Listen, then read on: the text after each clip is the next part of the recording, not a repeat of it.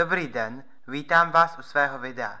Já jsem pan X a v dnešním videu vám řeknu, jak silné je Bomu Bomu no Mi, neboli explozivní ovoce z One Piece. Bomu Bomu no Mi je ďábelské ovoce typu Paramecia, které uživateli umožňuje explodovat. Ovoce vypadá jako tmavě fialové jablko se spirálami a stonkem připomínajícím knot.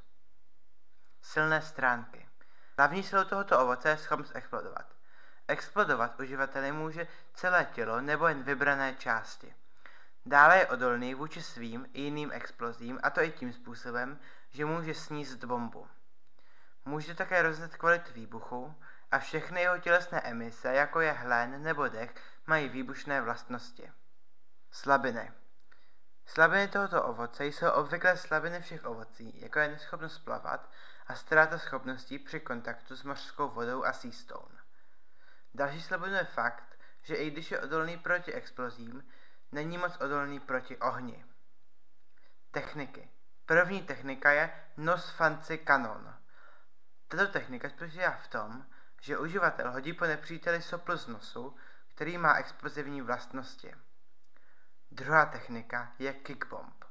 Technika spočívá v kopu nohou, která během kontaktu s cílem exploduje. A třetí shrnutí síly. Ovoce dává schopnost nechat explodovat jakoukoliv část těla a dává tělesným emisím explozivní vlastnosti. Dále dává odolnost proti explozím a schopnost rozeznat kvalitu exploze. Hodnocení. Ovoce mi přijde středně silné a užitečné a proto dávám 6 z 10 a klidně bych ho snědl.